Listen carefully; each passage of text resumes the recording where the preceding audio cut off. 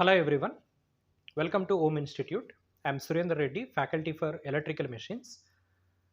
So welcome to the series on previous year gate examination questions, and this is sixth lecture in this series. In the previous lectures I discussed about synchronous machines, DC machines and transformers, and in this lecture I am going to discuss about 1 mark questions from induction machines subject. So I am going to discuss about questions from GATE 2011 paper to GATE 2023 paper. And here we have the 1 mark questions from induction machines subject. Okay.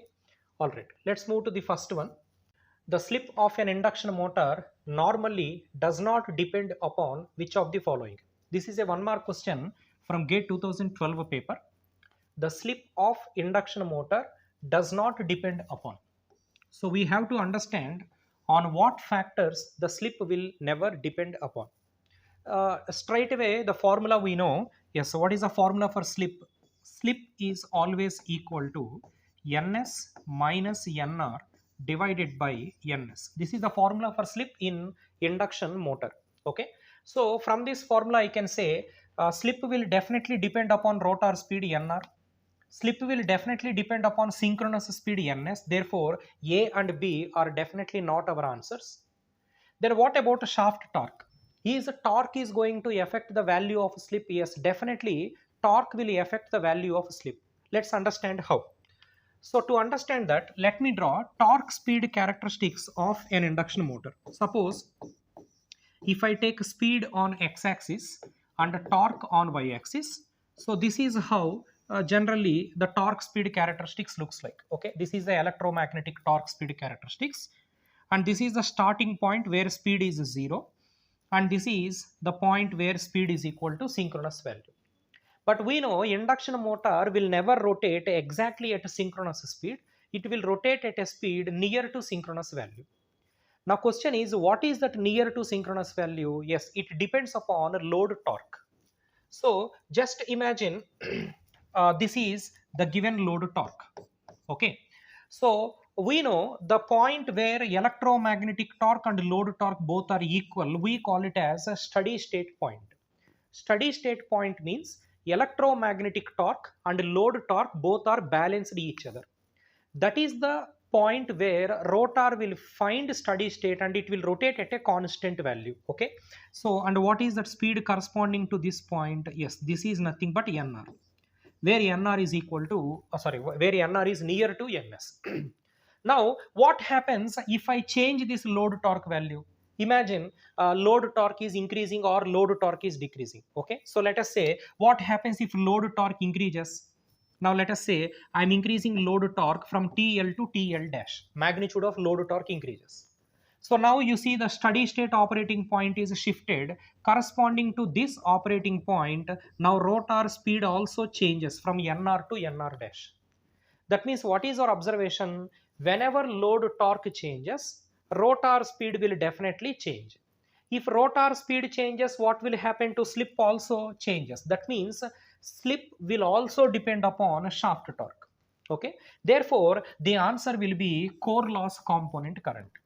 So how slip is independent of core loss component? Because we know whether it is induction motor or transformer, there will be a shunt branch in the equivalent circuit.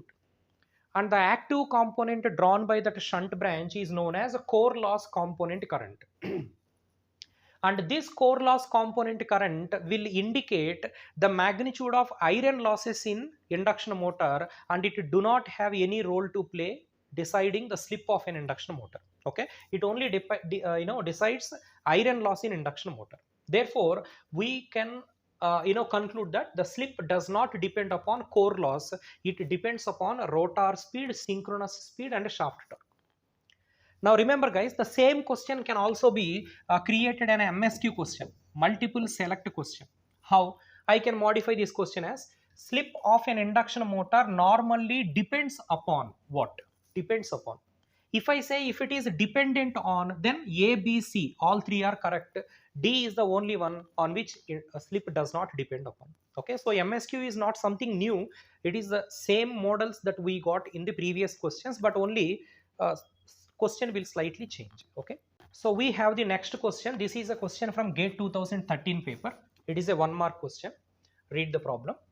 Leakage flux in an induction motor is what? What is mean by leakage flux in induction motor? The flux that leaks through the machine, flux that links both stator and rotor winding, flux that links none of the windings, flux that links the stator winding or the rotor winding but not both.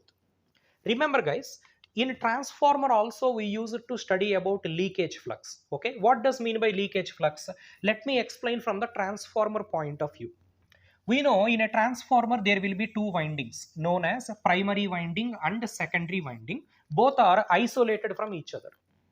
Now, whenever you excite primary winding with magnetizing current, yes, we call it as magnetizing current, immediately flux will be set up in the machine.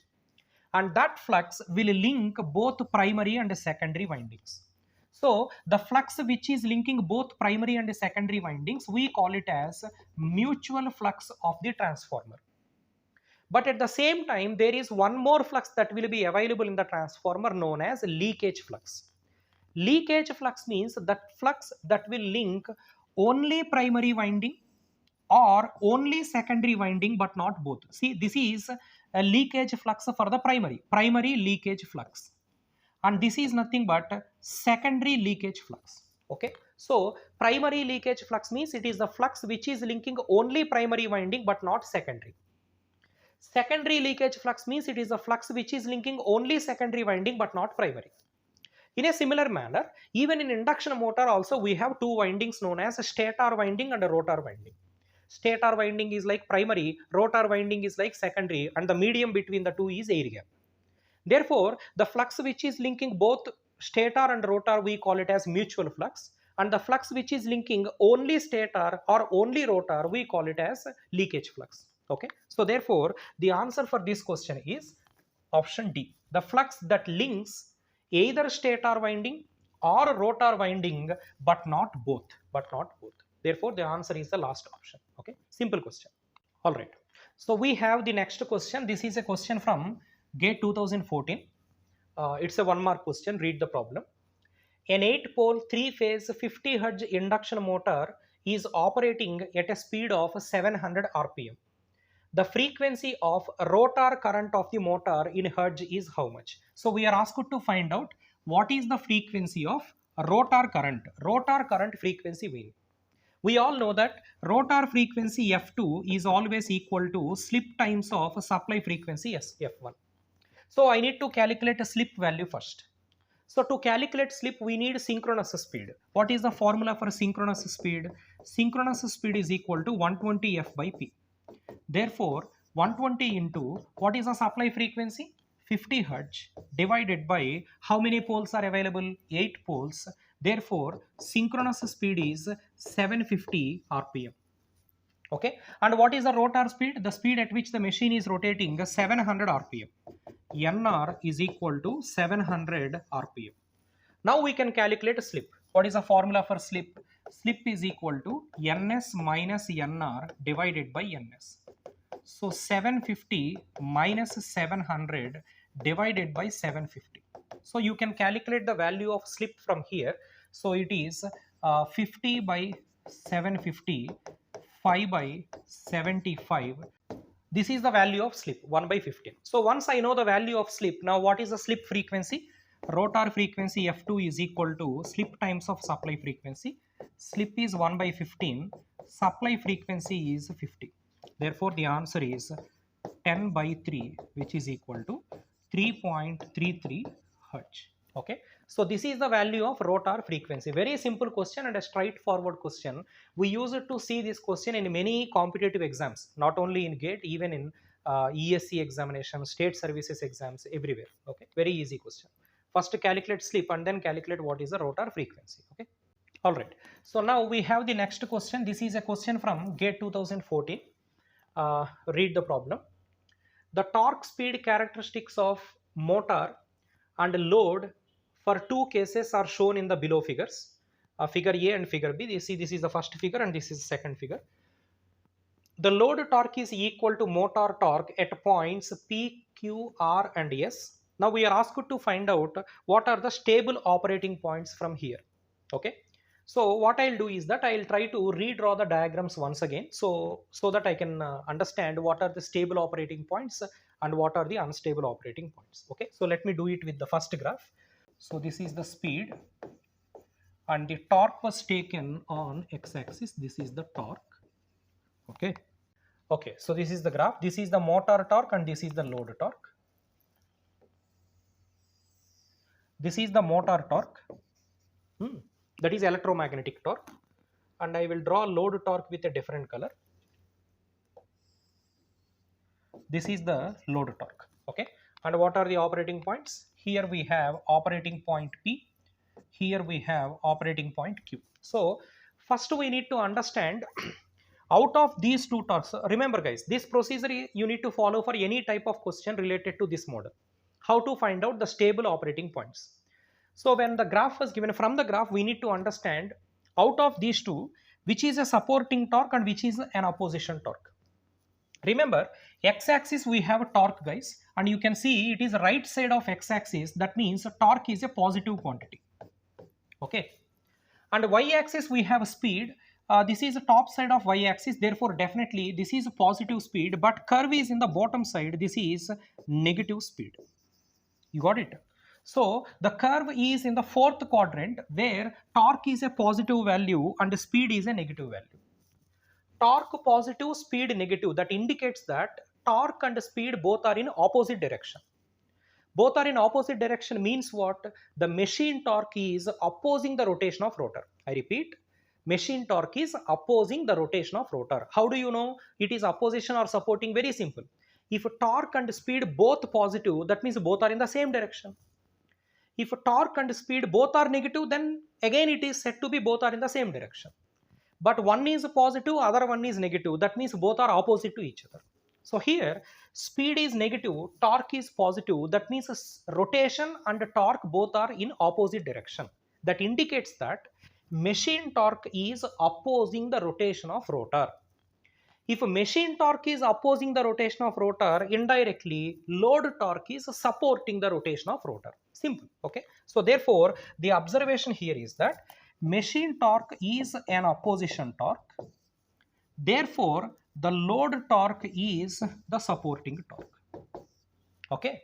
So it is not a thing we need to by heart. You have to decide based on the graph. So right now in this graph, machine torque is opposition, load torque is supporting. So based on that I can decide which is going to be stable operating point, which is unstable operating point. So let me do it at point Q first. At point Q, this is known as a steady state point. Why it is a steady state? Because opposition torque, supporting torque both are equal. Corresponding to this operating point, imagine this is the speed of the rotor. Y-axis we have the speed. Imagine the speed is equal to N1. Now to understand whether it is a stable operating point or unstable operating point, what we need to do is that just create a disturbance in the speed.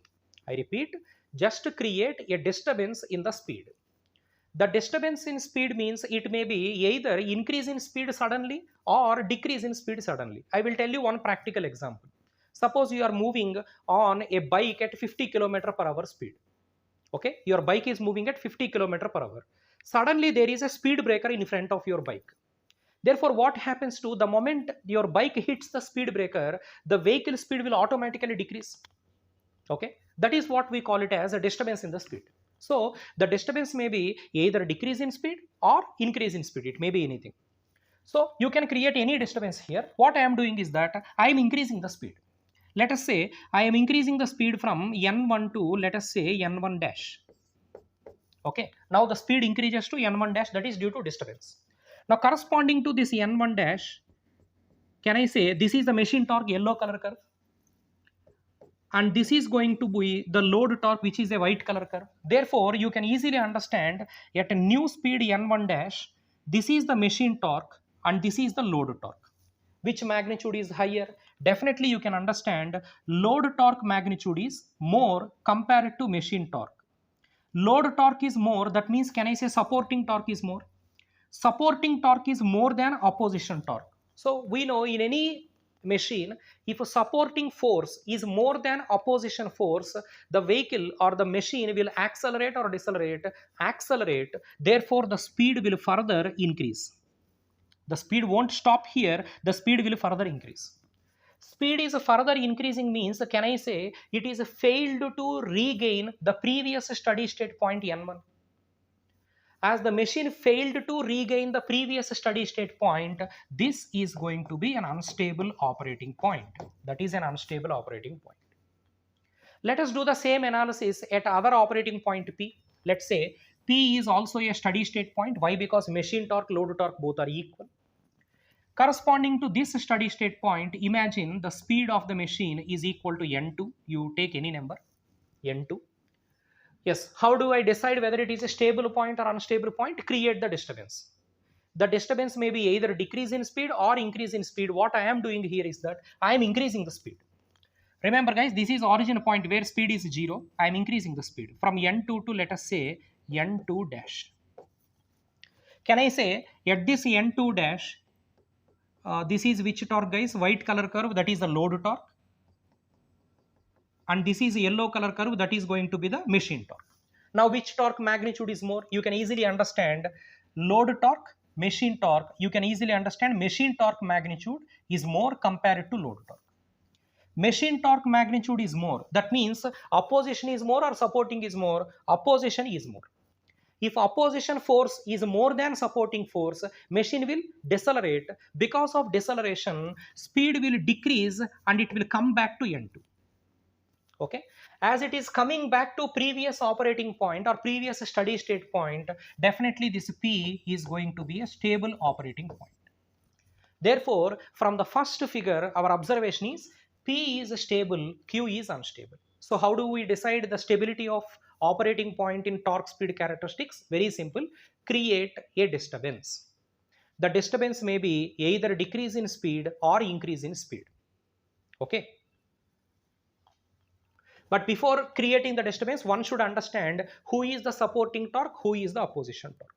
So let's take the second diagram. You can see the second diagram here, guys. And this is, yes, who is stable, who is unstable. First of all, I need to decide who is the supporting torque here and who is the opposition torque. By looking at the diagram, you can tell me the graph is in which quadrant? First quadrant. First quadrant means x-axis is a positive quantity and y-axis is also a positive quantity. Both are positive. That means the speed and the torque are in the same direction. Speed and torque both are in the same direction means I can say the torque is supporting the rotation of the machine. Speed, torque both are in the same direction. That means the torque is in the direction of rotation, supporting. So indirectly, the machine torque is supporting torque, and therefore the load torque is opposition torque. Remember guys, machine torque supporting means load is opposing. Machine torque is opposing means load is supporting. Understand? So now I decided who is a supporting torque and who is opposition torque. Now it is the time to decide who is stable and who is unstable.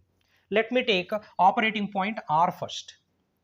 At this operating point R, assume the speed is equal to n1. Remember, this is origin guys, this is a zero speed.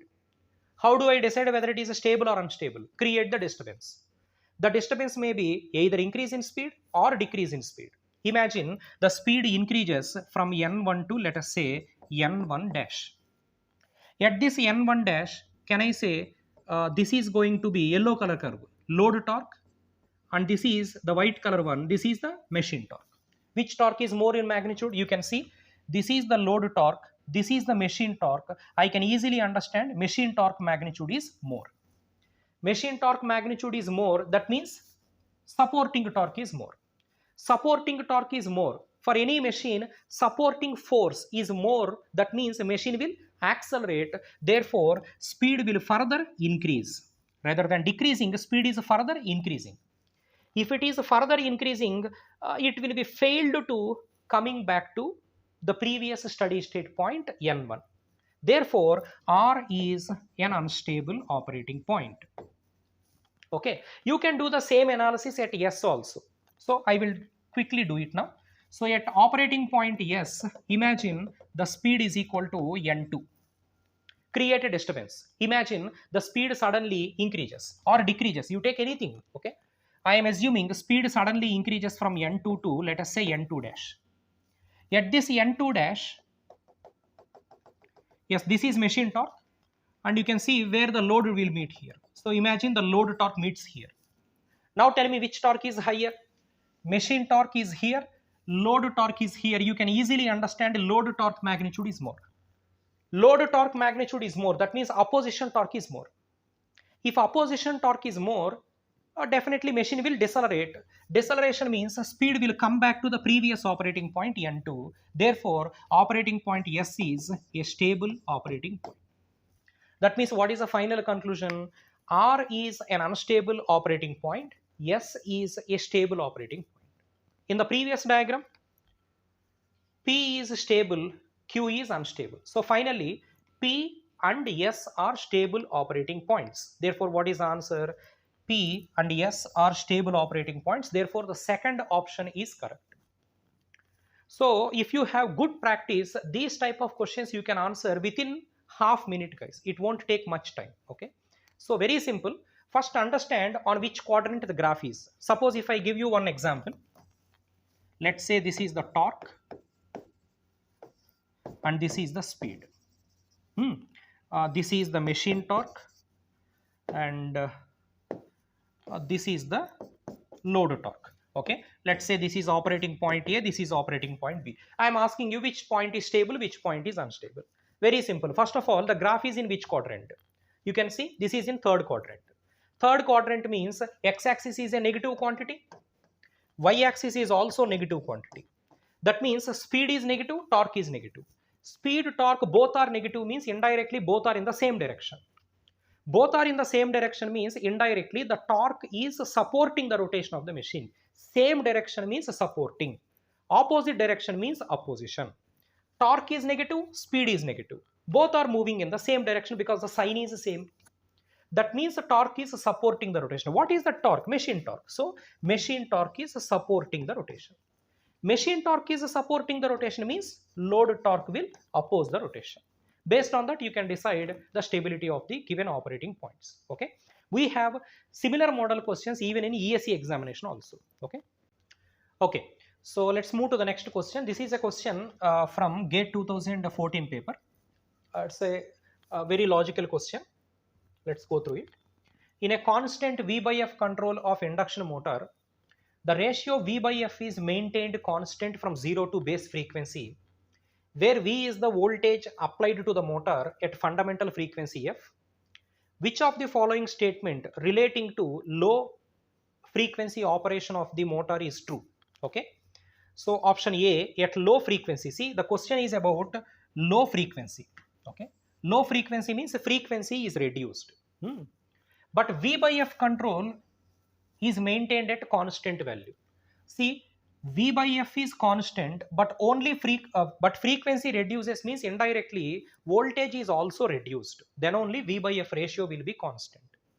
Now, at low frequency, stator flux increases from its rated value. At low frequency, stator flux decreases from its rated value. At low frequency, motor will saturate. At low frequency, stator flux remains unchanged at its rated value. See, to answer this question, we have to draw equivalent circuit of induction motor. If I roughly draw it, we know every induction motor will have a winding resistance and leakage and magnetizing reactance. So, because we know induction motor is simply an RL circuit. This is the resistance of the winding and this is the reactance of the winding. We call it as leakage plus mutual or main reactance together. And here we are going to apply voltage. Now what happens under normal frequency conditions when frequency is rated value? Under normal frequency condition, what happens, guys? Resistance is very small compared to this reactance. Why? Because we are always designing the machine to have very low winding resistance. If winding resistance is very low, then only losses can be reduced and efficiency can be improved. So any electrical machine, winding resistance is always very less. As winding resistance is very less, what happens? This resistance can be neglected. Okay. if resistance is neglected, whatever voltage you applied here, entire voltage will drop across this reactance. And remember, whatever the voltage is dropping across the reactance, this is the one who is creating flux in the machine. Understand or not? Therefore, I am applying rated voltage that will drop here. Therefore, rated flux is created. So, we know flux is always proportional to V by F ratio. Now, voltage is rated value. Frequency is also rated value. Flux is also going to be rated value. Very clear. But in the next case, what we are doing, we are reducing frequency to very low value. Okay, now see what will happen. Now I am drawing the diagram once again. Okay, now what we are doing now, frequency is not rated value, guys. Frequency is very low value, very low value. Now the moment when frequency is very, very low, can I say this reactance is also going to be very, very low now? Because reactance is directly proportional to frequency. X is equal to 2 pi FL. So when frequency is very low, reactance is also very, very low. When reactance is very low, you cannot neglect this resistance. This cannot be neglected. You see the difference between the previous case and present case. In the previous case, reactance is high value. Why reactance is high? Because frequency is rated value. Because reactance is high, resistance is neglected. Therefore, entire voltage will drop across the reactance.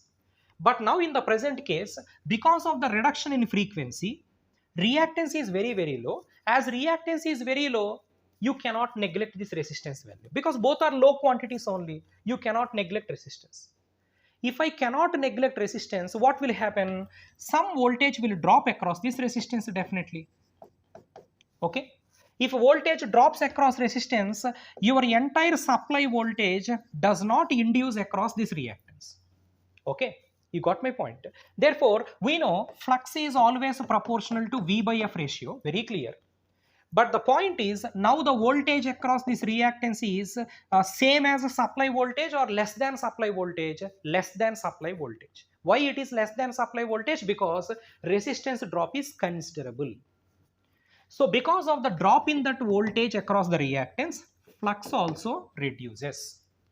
You got my point? So let's take some values so that it will be clear. If I take some numbers, it will be clear. Imagine I applied 100% voltage here. How much will induce? Because I neglected this resistance, therefore 100% will induce here. Now flux is proportional to voltage 100%. Frequency also 100%. Why 100% frequency? Rated frequency. Therefore, flux is also going to be 100%. Okay. But in the next case, we are giving very low frequency. Very low frequency means imagine frequency is only 10%. If frequency 10%, can I say supply voltage is also 10% only? Why? Because we are keeping V by F ratio constant. V by F ratio constant means if voltage is 10%, frequency also 10%. But question is, this is 10% voltage will induce here or cannot induce here? Cannot induce here because there is a drop. Imagine 3% drops here, then how much will induce here? 7% will induce. Now coming to the flux, flux is proportional to V by F ratio, but what is V? V is only 7%, frequency is 10%. Therefore, in the previous case, flux is 100%, guys, but in this case, flux is not 100%. Because if you write in per unit values, it will be more easy. Yes. So 7% is the induced voltage, 0.07. 10% is the frequency, 0.1. Therefore, flux is only 70%. In the previous case, flux is 100%, but in the present case, flux is 70% only. That means what happens to stator frequency? Frequency reduces. Frequency reduces. So B is the correct answer. At low frequency, stator flux decreases from rated value. Okay. Why? Because resistance drop we have to consider in the second case. In the first case neglected, but in the second case it is considered. Why resistance is considered? Because reactance is reduced to very low value. Clear? Therefore, comparing both of them, you can't neglect resistance value. So let's move to the next question. This is a question from GATE 2014 again. So read the problem. A three-phase, four-pole self-excited induction generator is feeding power to a load at a frequency F1. If the load is partially removed, the frequency becomes F2. If the speed of the generator is maintained at 1500 RPM in both cases, what is the relation between these two frequencies, F1 and F2? That is the question. Various options are there.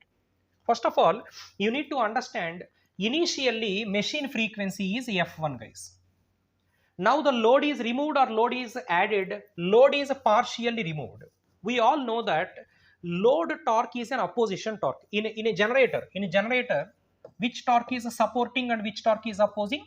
Prime mover torque is supporting, load torque is opposing, or electromagnetic torque is opposing. Okay.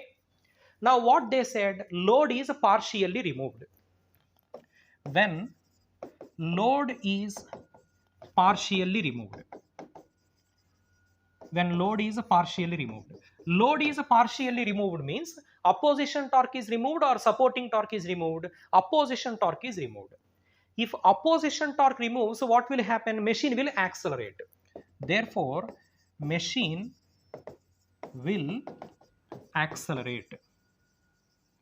Now because of this acceleration, what happens to frequency? Because we know frequency is equal to Pn by 120,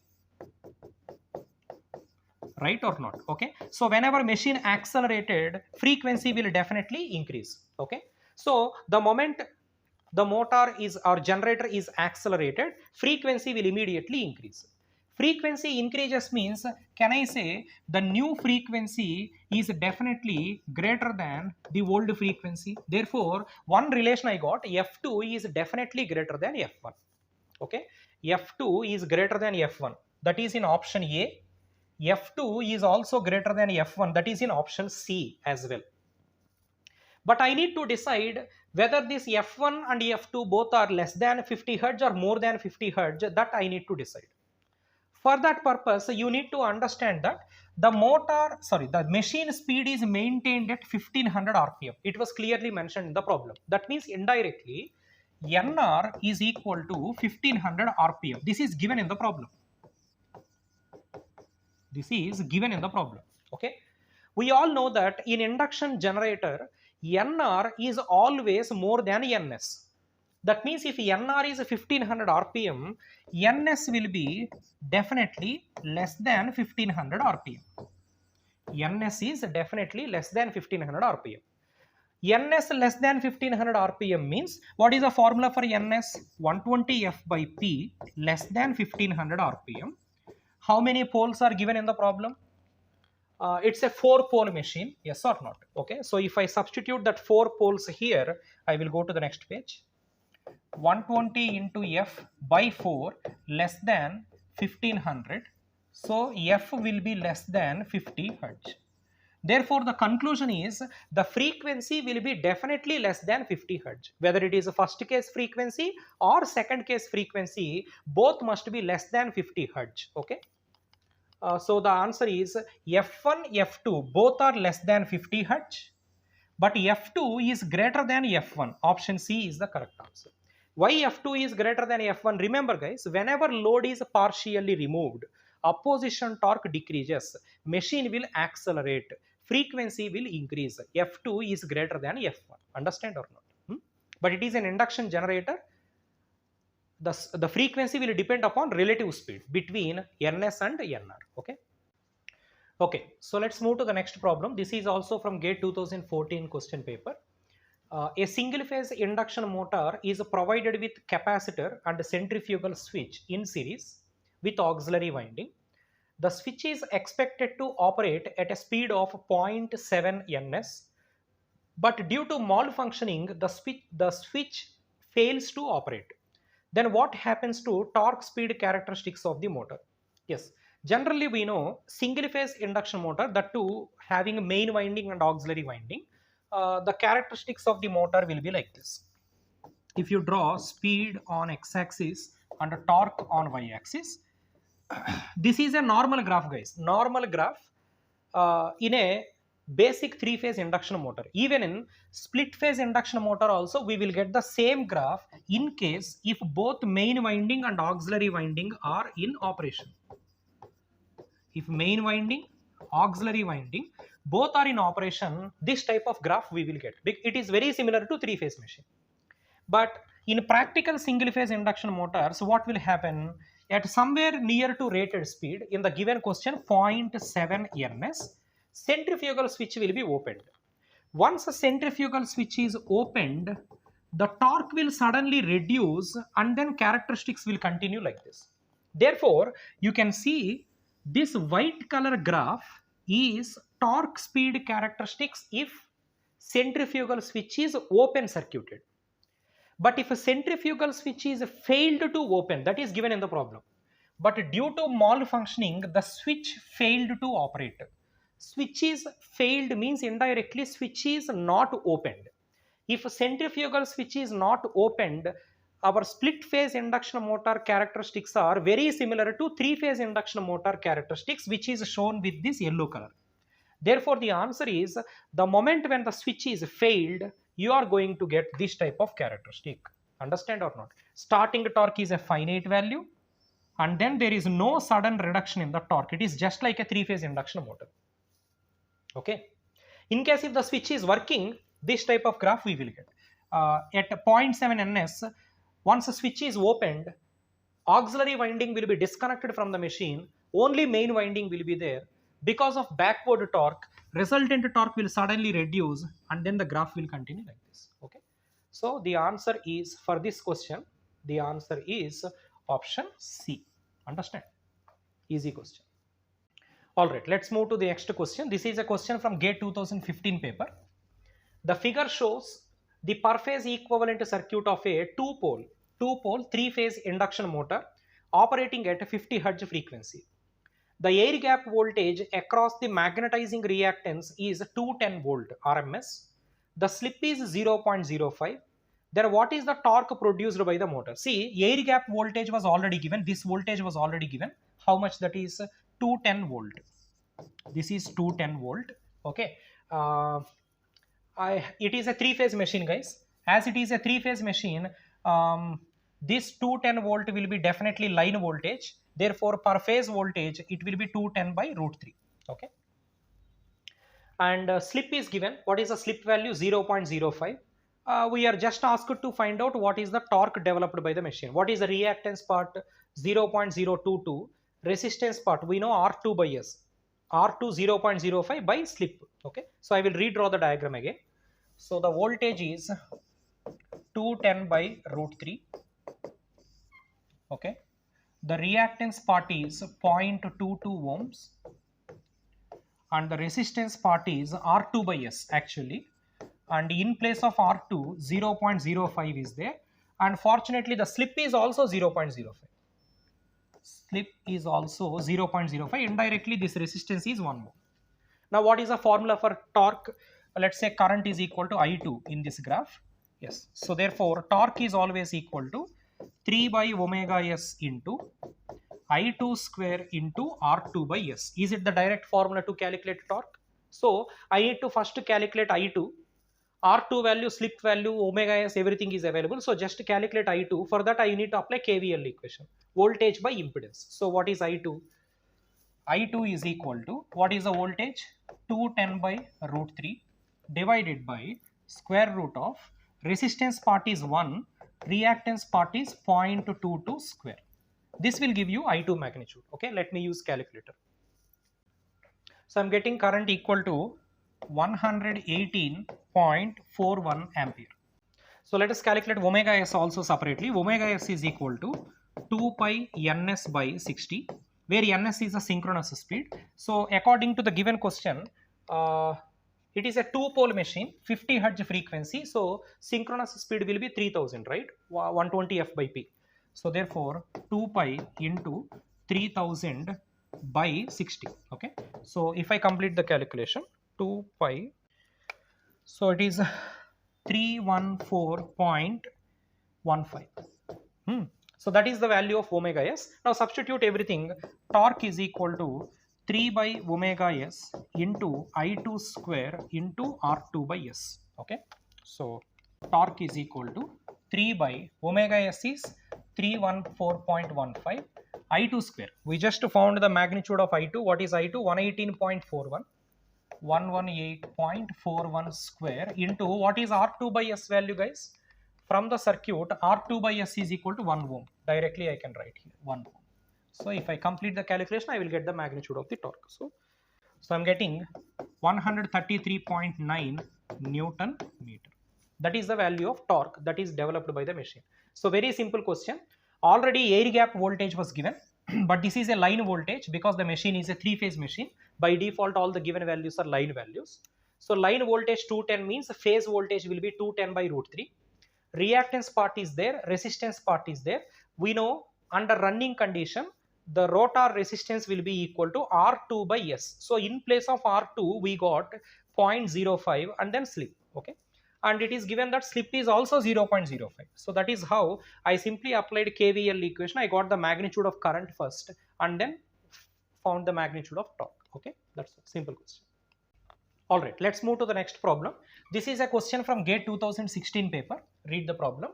In a constant V by F induction motor drive, the slip at maximum torque is directly proportional to synchronous speed, constant with respect to synchronous speed, inverse relation with respect to synchronous speed. Like that, 4 options are given. See, the question is about slip at maximum torque. Yes, there is a direct formula, right? What is the formula for slip at maximum torque? SMT. Slip at maximum torque is equal to R2 by X2.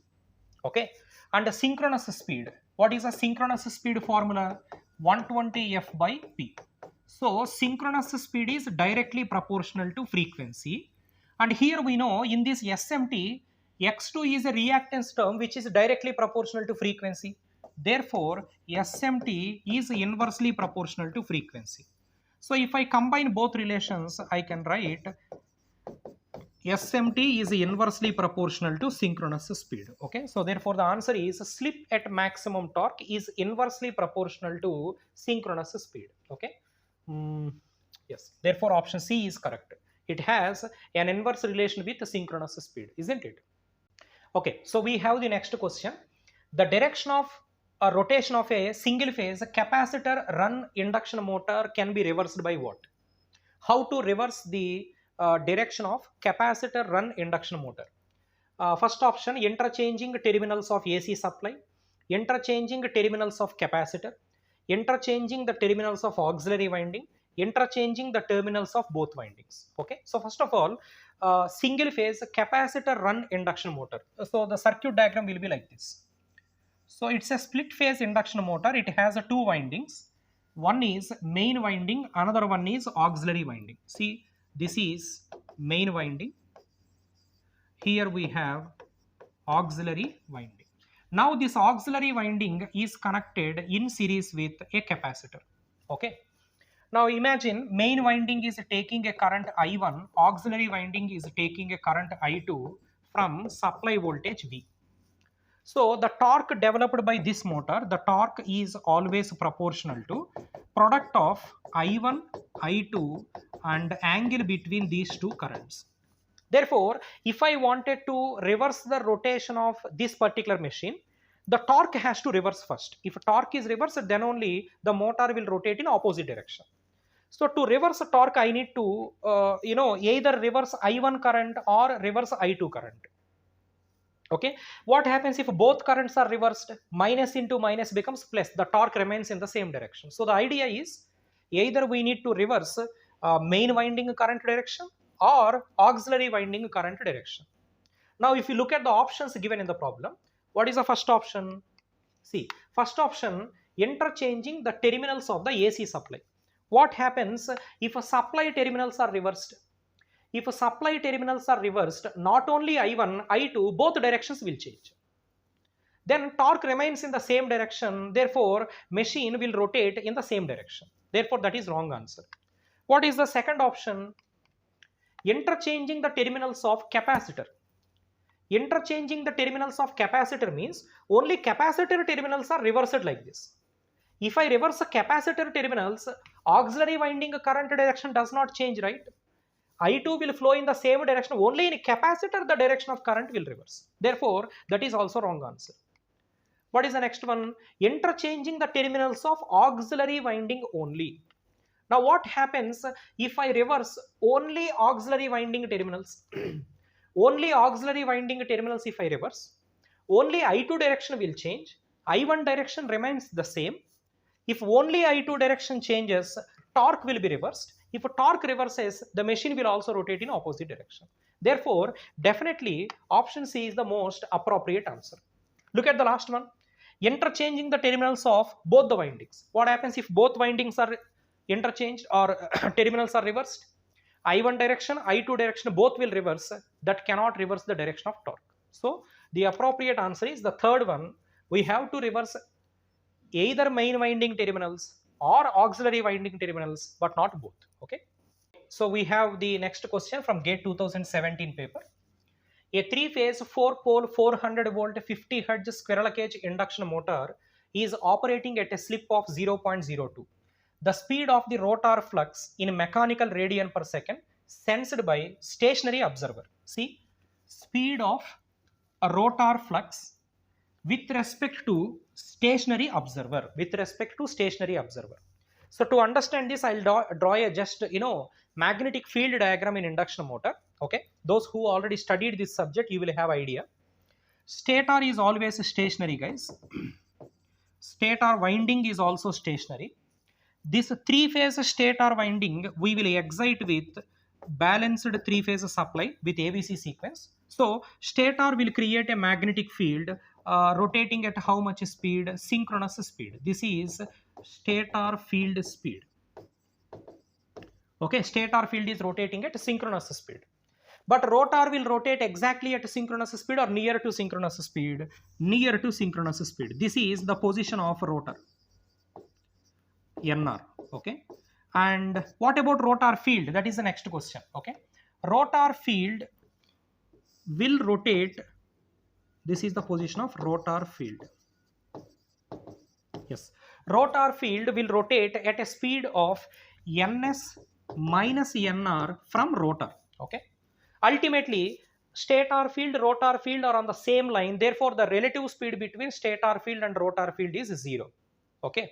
Now, the question is what? What is the speed of rotor field with respect to stationary observer? Stationary observer means stator. So, what is the speed of rotor field with respect to stator? That means, can I say this total distance? And what is the total distance? Ns. But I need answer in radian per second. Okay. So, the answer is ns, but convert into radian per second. So, the speed of rotor field with respect to stator. With respect to stator. This is equal to ns rpm. So, what is the formula for ns? 120 f by p. So, 120 into, yes, what is the supply frequency? 50 Hz. 50 Hz by 4 poles. Therefore, ns is 1500 rpm. But we need to convert into radian per second. Therefore, what is omega s? 2 pi ns by 60. Okay. So, therefore, 2 pi into 1500 by 60. This is going to be the answer. Radian per second. Okay. So, I am getting 157 radian per second. Therefore, the answer is option C. 157 radian per second. Okay. Okay. So, we have one more question from GATE 2017 paper. A very easy question. Go through it. A 4-pole induction motor machine is working as an induction generator. See, machine is working as an induction generator. The generator supply frequency is 60 Hz. Rotor frequency is 5 Hz. What is the mechanical speed of the rotor is the question. See, supply frequency F1 is 60 Hz. Rotor frequency F2 is 5 Hz. And we know there is a direct relationship available, right? What is rotor frequency is equal to slip times of supply frequency. From that I can calculate slip. Okay. So what will be the value of slip? S is equal to F2 by F1, that is 5 by 60. Okay. So this is the value of slip. If I know slip, what is the speed of the rotor? Nr is equal to 1 plus s into ns. Remember guys, this is the formula for Nr in generator mode. If it is a motoring mode, Nr is equal to 1 minus s times of ns. Okay, so if I substitute 1 plus 5 by 60 times of, what is ns guys? Is ns nothing but 120 f by p. Supply frequency 60, it's a 4-pole machine. Therefore 120 into 60 by 4. So complete the solution. So I'm getting 1950 rpm. So that is the speed of the rotor. Okay, so 1950 means option C is the answer. It's a very simple question. Okay, let's move to the next one. This is a question from GATE 2021 paper. Read the problem. The power input to a 500 volt 50 Hz 6-pole 3-phase induction motor running at 975 rpm is 40 kilowatt. The total stator losses are 1 kilowatt. If the total friction and windage losses are 2.025 kilowatt, then what is the efficiency of the motor? See, first if I note down the information given, input power is 40 kilowatt. Yes or not? Input power is 40 kilowatt. Machine is rotating at 975 rpm. Can I calculate slip from this? Ns minus Nr by Ns. So what is the Ns value? 120 f by p. If I use that, I am directly writing 6-pole 50 Hz. That means, can I say Ns is 1000 rpm? Now we have Ns with us and Nr with us. So directly calculate a slip. I will get 0.025. That is the value of slip. Now I know input power. Let us note down what are the losses given in the problem. What are the losses given? Total stator losses are given. Stator losses are 1 kilowatt. Okay, so stator loss is equal to 1 kilowatt. Now you see that input power is available, stator loss is available. So I can calculate air gap power first. What is the formula? Air gap power is always equal to input power minus stator loss. Okay, that is a 40 kilowatt minus 1 kilowatt. Therefore air gap power is 39 kilowatt. Once I know air gap power, I can calculate mechanical power developed by induction motor. Okay, what is the formula?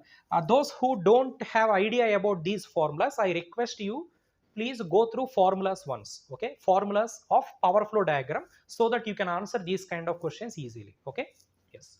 So what is the formula for mechanical power developed by induction motor? Remember, mechanical power developed is equal to 1 minus s times of air gap power. So if I substitute 1 minus 0.025 into air gap power, 39 kilowatt. So if I solve it,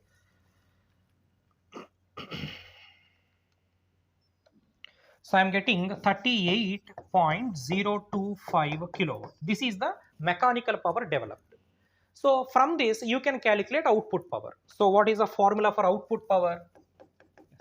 Output power is always equal to mechanical power developed by induction motor minus mechanical loss. What does mean by mechanical loss? Mechanical loss is nothing but the power loss because of friction and windage. Okay, and it was given in the problem already. What is the power loss due to friction and windage? Yes, friction and windage losses are equal to 2.025 kilowatt. So if I substitute 38.025 minus 2.025. So if I substitute everything, I will get 36 kilowatt. Now I know output power value and input power value. Then what is efficiency? Power efficiency is equal to output power divided by input power into 100. So output power 36, input power 40. So the efficiency will be equal to 90%. So 90% is the efficiency of this induction motor. Okay, very easy question. Okay, so we have another question. This is a question from GATE 2021 instrumentation paper. Read the problem. A slip ring induction motor is expected to be started by adding extra resistance in the rotor circuit. The benefit that is derived from adding extra resistance in the rotor circuit in comparison to the rotor being shorted is what? What is the benefit of adding extra resistance to the rotor circuit at the time of starting? The question is all about starting. Okay, there are four options. Starting torque would be higher. Losses at starting would be lower. Starting current is higher. Power factor will be lower. So we need to answer which is the best, or you can say which is the benefit that we get by adding extra resistance into the rotor. So the answer is option A, starting torque would be higher. How that is, let us understand. What will be the formula for starting torque of induction motor? We know starting torque is equal to 3 by omega s into E2 square divided by R2 square plus X2 square into R2. This is the actual formula at the time of starting. But if you look at the denominator, guys, there is resistance part and there is reactance part. We always know that winding resistance is very low compared to leakage reactance. That's why R2 square is neglected. If R2 square is neglected, then what will be the approximate starting torque? 3 by omega s into E2 square by X2 square into R2. From this formula, we can conclude that starting torque magnitude is directly proportional to rotor resistance, isn't it? R2, starting torque, both are directly proportional. Now what happens if I add extra resistance into the rotor? Indirectly rotor resistance increases. If rotor resistance increases, what happens to starting torque also increase? Therefore, definitely option A is correct. Starting torque would be higher, and higher starting torque is always a benefit. Why the remaining options are wrong? Now look at second option. The second option, losses at starting would be lower. In fact, losses value will increase. Why? Because whenever you add extra resistance into the circuit, copper losses will definitely increase. If copper losses increases, this statement will be wrong. Losses are lower is wrong. Okay. Next, starting current is higher. What happens when resistance is added into the rotor circuit, guys? When resistance is added into the circuit, impedance will increase, right? If a circuit impedance increases, what happens to current magnitude? Decreases actually. But they said current is higher, that is wrong. Okay. And the last one, power factor will be lower. This is wrong. Why power factor lower is wrong answer? Because we are adding resistance to the circuit or reactance to the circuit. Resistance to the circuit. When resistance is added, circuit is becoming more resistive. More resistive means power factor will improve actually. But they said power factor will be lower. That's why it is wrong answer. So the correct answer would be option A. Simple question. Okay. Okay. So we have one more question. This is GATE 2022 electrical paper question. Very simple question. The frequency of the stator and rotor currents flowing in 8-pole induction motor are 40 Hz and 1 Hz respectively. What is the motor speed? See, supply frequency is 40 Hz. Rotor frequency is equal to 1 Hz. What is the rotor speed is the question.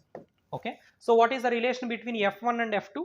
Yes, F2 is equal to S times of F1. From this you will get slip value, right? 1 by 40.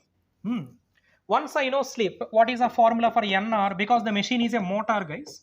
Motor means 1 minus S into NS.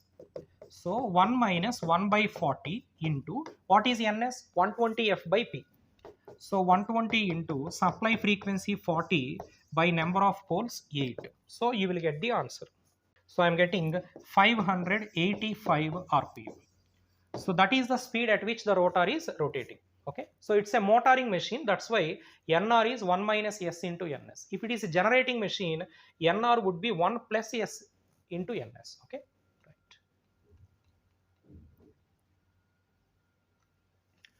We have a similar question. This is in 22 instrumentation paper. I am giving this question as a practice for you. Once again, the question is the same. What is the rotor speed of the machine? Rotor speed is equal to 1 minus S into NS. Okay. Find this. Slip value was directly given. You substitute. NS is 120 F by P. It's a straightforward question, but it is an instrumentation paper. Okay. Okay, so we have one more question from gate 22 electrical paper. The type of a single phase induction motor expected to have maximum power factor during a steady state running condition? Yes, straightforward answer, capacitor run induction motor. See, we are asked to find out maximum power factor. Maximum power factor means a higher power factor. So our induction machine is generally an RL circuit. In any RL circuit, if you wanted to improve power factor, we have to add a permanent capacitor. And what is the machine having a permanent capacitor here? Yes, the last one. Why capacitor start I am not selecting? Because in capacitor start induction motor, capacitor will be available but only temporarily, not permanently.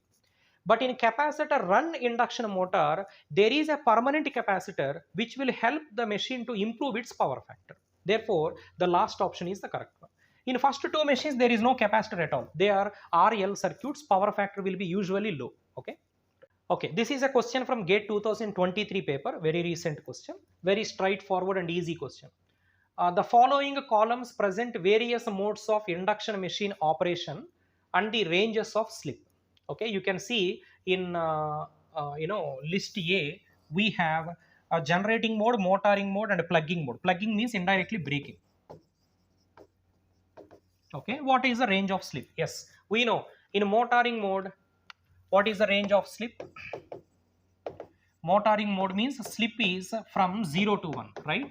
Positive slip 0 to 1. In generating mode slip is negative, less than 0. And in plugging mode, slip is positive but greater than 1. Okay, so you can directly match that list. Okay, we have one more question from GATE 2023 paper only. A 10 pole 50 Hz 240 volt single phase induction motor runs at 540 rpm while driving rated load. The frequency of induced rotor currents due to backward field is what? Remember guys, it is a single phase induction motor. We know in a single phase induction motor, there will be two magnetic fields available. One is a forward rotating magnetic field, another one backward rotating magnetic field. And we are asked to find out what is the rotor current frequency with respect to backward field. We always know rotor frequency is equal to slip times of supply frequency. But the question is which slip I have to use? I have to use a backward magnetic field slip right now. And what is the formula? Backward magnetic field slip is always equal to 2 minus of forward magnetic field slip. What is a forward magnetic field slip? This is equal to ns minus nr by ns. This is regular formula. What is ns in the given question? I am not calculating separately. I think you can calculate easily. Okay, 10 pole 50 Hz, that means 600 rpm. So ns is 600 rpm. nr was given 540 rpm by 600. So it will be, so the forward slip value is equal to 0.1. If a forward slip is 0.1, then what is backward slip? Backward slip is equal to 2 minus of forward slip, which is 1.9. If I know backward slip 1.9, substitute here. Therefore, 1.9 into supply frequency 50 Hz. Okay, you will get the answer, right? So 95 Hz. This is the value of rotor frequency with respect to backward field. Okay, that's all. These are the 1 mark questions that we have from GATE 2011 paper to 23 paper from induction machines subject. Overall, we have 18 questions. Okay, right. In the next lecture, I will discuss about 2 marks questions related to induction machines subject. Okay, thanks for watching.